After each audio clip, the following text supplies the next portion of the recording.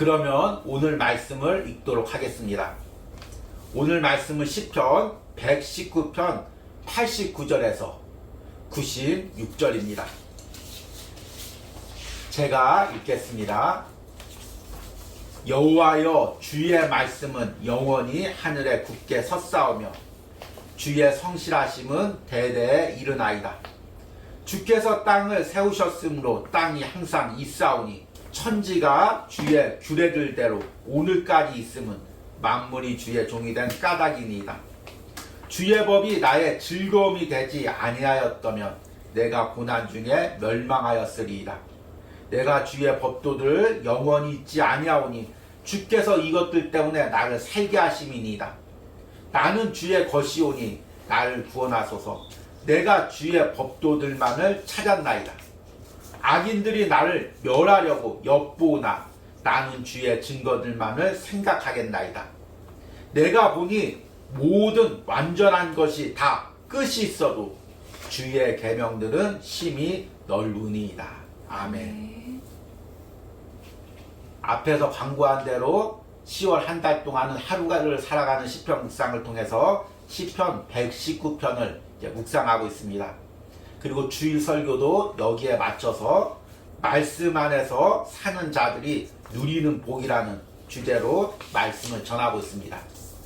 그리고 오늘은 말씀을 내 삶의 기초로 삼는 자가 누리는 복이라는 주제로 말씀을 전하려고 합니다. 지난주에 제가 어렸을 때부터 함께 신앙생활하고 또 이제 커서도 계속 형제처럼 우리 교제하는 신앙의 후배가 목사 안수식이 있었습니다. 처음에 이제 대학교 때부터 신학교를 가고 신대원을 졸업했는데 또 이름 없이 헌신하겠다고 오랜 시기를 지난 후에 이제 목사 안수를 받아서 이제 함께 참석했습니다. 그리고 이제 참석하다 보니까 아주 오랜만에 만나시는 분들이 있었습니다. 어렸을 때 그 교회에서 같이 신앙생활을 했을 때 있었던 분들, 장로님들, 또 이제 아버님이 목회하셨을 때 아버님과 함께 교제하던 친구 목사님들, 여러 분들을 이제 만나고 인사도 드렸습니다. 어떤 분은 한 20년 만에 만나는 분도 있고 어떤 분은 이제 10년 만에 만나는 분도 있었는데 다들 참 세월이 그 흔적들이 얼굴에 다 나타났습니다. 그렇게 젊고 강건하시던 분들이 이제 나이가 들고 또 그 중에는 몸이 이제 좀 약하신 분도 있고 이렇게 세월이 흐르는 것을 깨닫게 되었습니다. 그리고 나서 제 안에 정말 영원한 것은 없구나. 그 건강하던 사람도 다 그 젊던 사람도 다 나이가 들고 변하는구나. 이런 생각이 들었습니다. 그리고 또 목사 안수식 장소가 예전에 이제 저희 아버지가 개척을 했던 그 동네 근처여서 또 그 근방을 지나면서 그 지역이 변한 것을 보고 영원한 게 없구나. 그때는 이렇게 커다랗게 보이던 건물들이 지금은 다 낡고 쇠락해지는구나. 또 전혀 벌판이었던 곳이 이제는 아파트 단지가 되어 있구나. 이런 것들을 깨닫게 되었습니다. 결국에 우리가 이 세상에서 변하지 않는 것은 없습니다. 사람도 변하고 또 건물도 변하고 다 무너지고 새로 지어지고 이렇게 계속해서 세상은 변합니다. 그럴수록 우리 그리스도인들이 이것을 깨달을수록 계속해서 변하는 세상 가운데 변치 않는 것을 붙들어야 됩니다. 그것이 무엇입니까? 바로 하나님의 말씀입니다. 하나님의 말씀에 나타난 하나님의 약속인 것입니다. 이것은 1000년이 지나도 2000년이 지나도 변하지 않습니다. 건물들을 아무리 잘 지어도 3, 40년이 되면 다 쇠락하고 무너지고 재건축을 해야 됩니다. 유럽 같은 데 유명한 건물도 3, 400년이 지나면 다 쇠락해집니다. 그런데 우리가 읽는 말씀은 기본적으로 2000년 전에 다 하나님께서 주신 말씀이 있고 어떤 말씀들은 몇천 년, 3000년, 4000년 전에 주신 말씀입니다. 그런데 그 말씀이 몇천 년 동안 변하지 않고 우리에게 계속 이어집니다. 제가 어렸을 때 읽었던 그 성경 말씀과 지금 읽고 있는 성경 말씀이 그대로 똑같습니다. 말씀만 똑같은 것이 아니라 글자만 똑같은 것이 아니라 그 말씀 안에 담겨있는 하나님의 약속, 하나님을 향한 그 진리의 말씀들이 변치 않고 이어지는 것입니다. 그래서 우리가 변하는 세상에서 흔들리지 않으려면 변치 않는 말씀을 붙들어야 됩니다. 그리고 성경은 이렇게 변치 않는 말씀을 붙드는 사람을 하나님께서 그의 인생을 책임져 주신다고 이야기하고 있습니다. 그 말씀에 약속한 복을 누린다고 이야기하고 있습니다. 우리들 중에서 이제 점점 나이가 들어가면서 젊었을 때 외모가 변해서 안타까워 하시는 분도 있을 것입니다. 젊었을 때 체력이 약해져서 안타까워 하시는 분도 있겠죠. 그러나 그럴수록 우리는 계속해서 변치 않는 말씀을 붙들어야 됩니다. 내 육신이 변해도, 내 주변 상황이 변해도, 내 주변에 있는 사람이 변해도 말씀은 변치 않습니다. 말씀의 약속은 변치 않습니다. 그래서 그 변치 않는 말씀을 붙드는 사람만이 변하는 세상에서 변치 않는 신앙을 지킬 수가 있는 것입니다. 그래서 오늘 말씀의 제목이 말씀을 기초로 삼는 자가 누리는 복입니다. 오늘 읽은 시편 119편 말씀을 보니까 그 말씀이 변치 않음을 어떻게 노래하냐면 89절에 보니까 여호와여 주의 말씀은 영원히 하늘에 굳게 섰사오며, 이것을 하나의 이미지로 그려보자면 우리가 이제 하늘을 바라보죠. 세상은 항상 변하죠. 한 10년만 바라봐도 다 건물들이 다 무너지고 새로 지어져 있습니다. 그런데 하늘을 보면 어제의 하늘이 오늘 같고, 또 10년 전의 하늘이 오늘 같고, 100년 전의 하늘이 오늘과 같습니다. 제가 이제 지난주에 우리 후배 목사 안수식을 이제 참석하고 기회가 돼서 10년 전에 아내와 함께 걸었던 지리산 둘레길을 이제 아이와 함께 가서 걸은 시간이 걸었습니다. 그런데 10년이 지났는데 그 산이 그대로 있는 것입니다. 우리가 걸었던 장소가 그대로 있는 것입니다.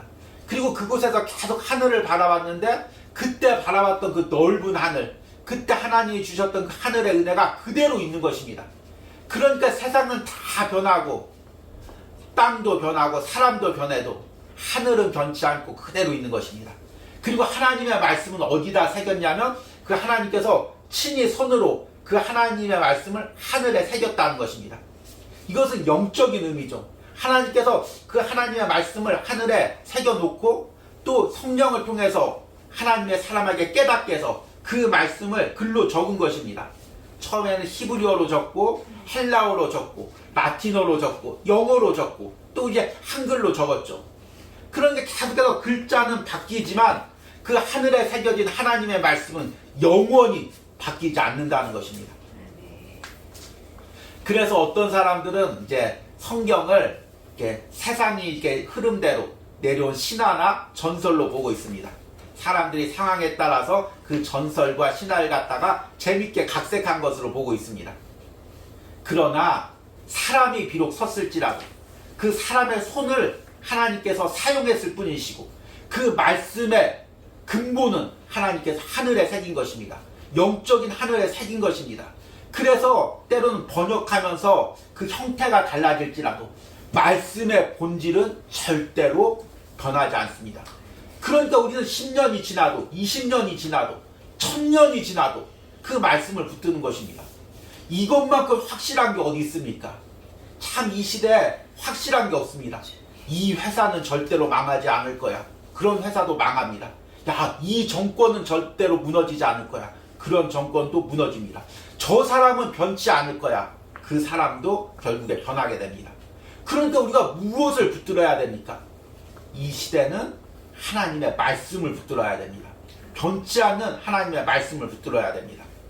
그 말씀의 능력이 어떤 능력인지를 오늘 시편의 기도자가 이렇게 고백합니다.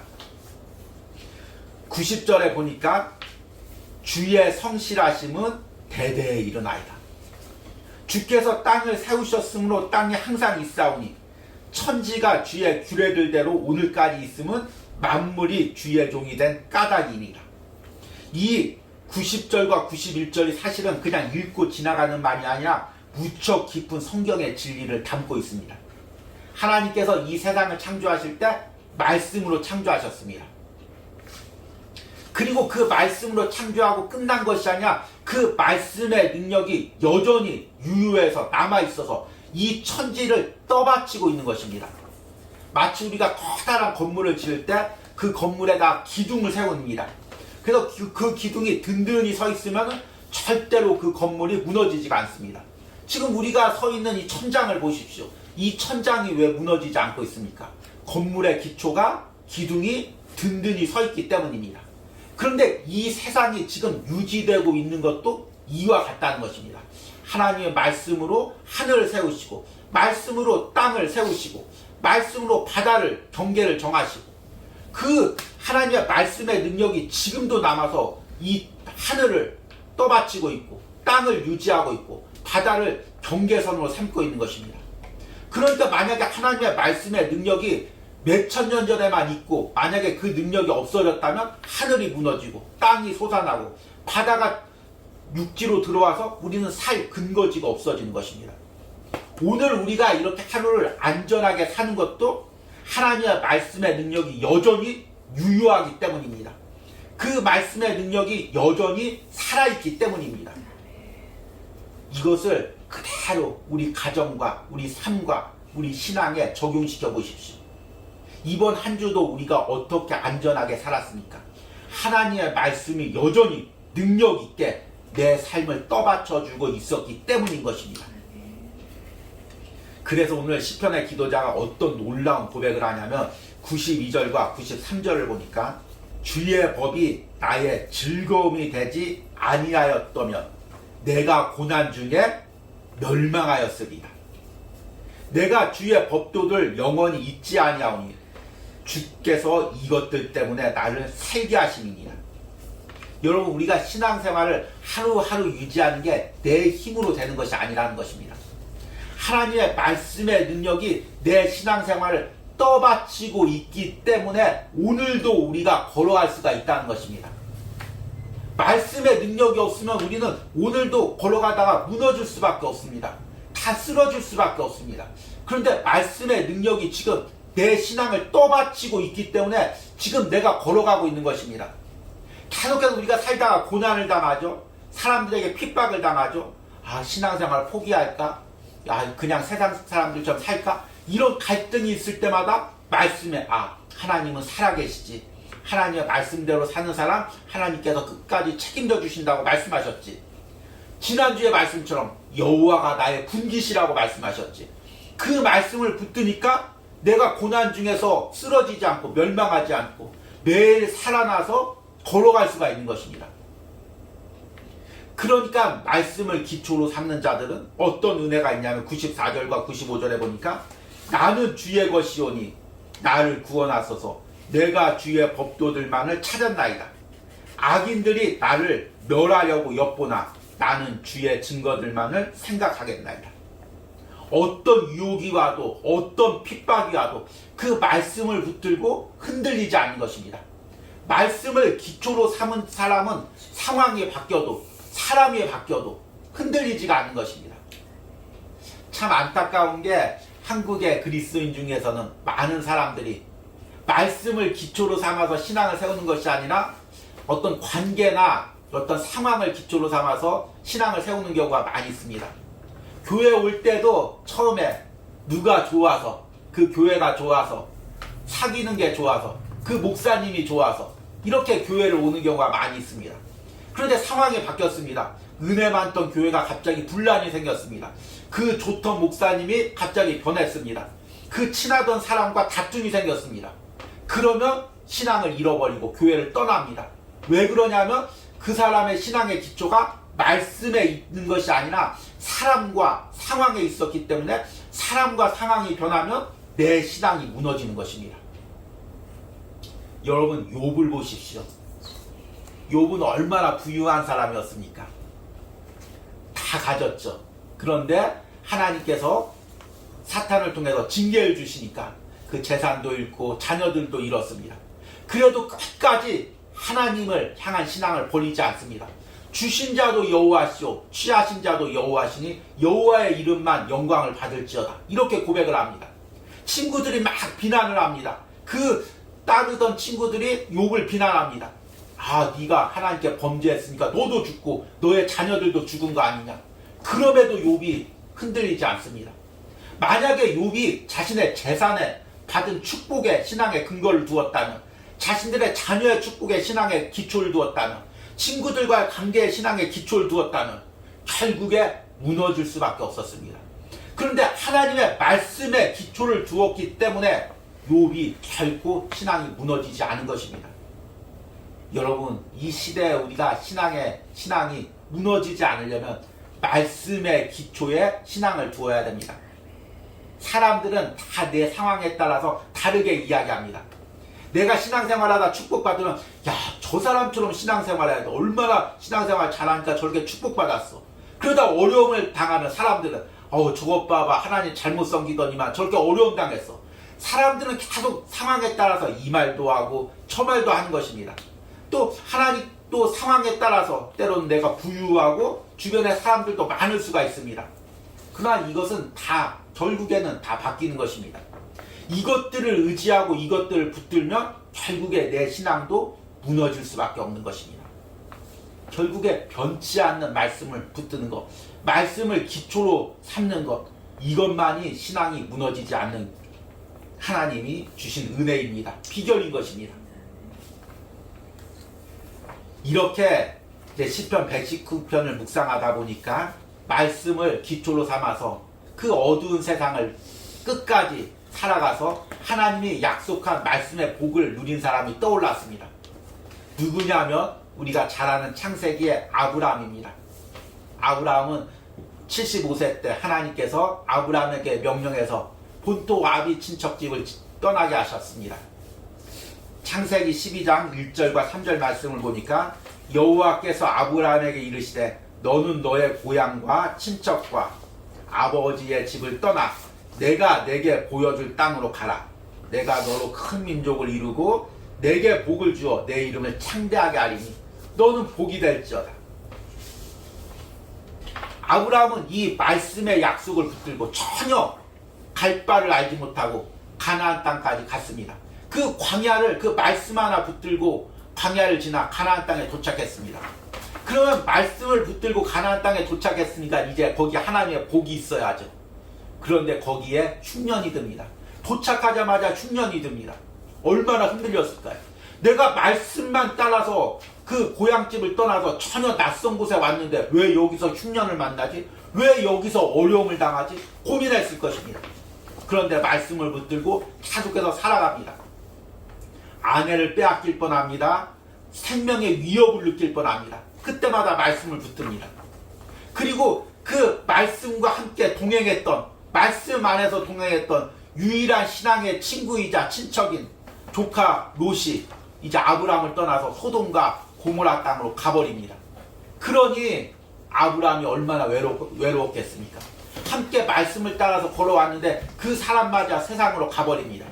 그런데 그 밤에 하나님께서 아브라함에게 약속하십니다. 창세기 13장 14절에서 17절 보니까 롯이 아브라함을 떠난 후에 여호와께서 아브라함에게 이르시되 너는 눈을 들어 너 있는 곳에서 북쪽과 남쪽과 그리고 동쪽과 서쪽을 보라. 보이는 땅을 내가 너와 내 자손에게 주리니 영원히 이르리라. 하나님께서 아브라함에게 다시금 약속을 하시는 것입니다. 그 젊은 시절에 주셨던 약속을 다시 한번 말씀으로 확신을 주시는 것입니다. 그러니까 그 말씀을 붙들고 또 살아갑니다. 그러다가 전쟁에 휘말리게 됩니다. 그리고 큰 사람들과 싸우다가 생명의 위협까지 느낍니다. 그럴 때 또 하나님께서 말씀하십니다. 창세기 15장 1절에 보니까 이후에 여호와의 말씀이 환상 중에 아브라함에게 임하여 이르시되 아브라함아 두려워하지 말라.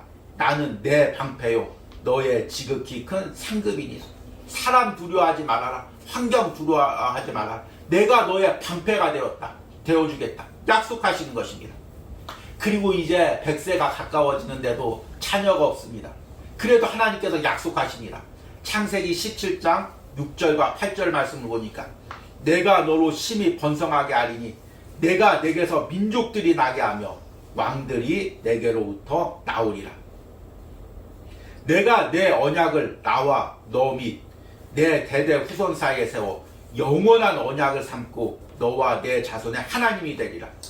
내가 너와 내 후손에게 내가 거류하는 이 땅, 곧 가나안 온 땅을 주어 영원한 기업이 되게 하고 나는 그들의 하나님이 되리라. 계속해서 하나님께서 말씀으로 약속을 하십니다. 그래서 아브라함은 그 어두운 밤을, 어두운 세상을, 핍박 많은 세상을 말씀을 붙들고 끝까지 흔들림 없이 살아갑니다. 그리고 결국에는 말씀에 약속한 복을 누리게 되는 것입니다. 이것이 바로 말씀을 기초로 삼은 자가 누리는 복인 것입니다. 여러분, 오늘 말씀을 들으면서 지금 내 상황을 한번 돌이켜 보십시오. 내가 왜 흔들리고 있습니까? 내가 왜 말씀을 붙들지 못하고 있습니까? 사람들이 내게 뭐라고 합니까? 상황이 어떻게 변합니까? 내 마음에 어떤 요동이 치고 있습니까? 그럼에도 불구하고 내가 말씀을 붙들고 말씀 안에서 살아가면, 그 말씀을 기초로 삼아서 내 신앙의 집을 세워가면 결코 무너지지 않습니다. 파도에 휩쓸리지 않습니다. 다시금 은혜로 걸어갈 수가 있는 것입니다. 이런 은혜가 여러분들에게 있길 바랍니다. 아멘. 말씀을 맺으면서 제가 찬양 가사를 한 곡 여러분들에게 들려드리려고 합니다. 이번에 이제 지방에 내려갔다 오면서 서울에 올라오다 보니까 차가 또 막혀서 거의 한 5시간 넘게, 운전만 5시간 넘게 한 것 같습니다. 그래서 이제 그 핸드폰으로 유튜브를 틀고 이제 찬양을 이제 들었습니다. 우리 셋이 찬양을 듣고 가는데 그곳에 이제 가족끼리 찬양하는 가족 합창단이 있었습니다.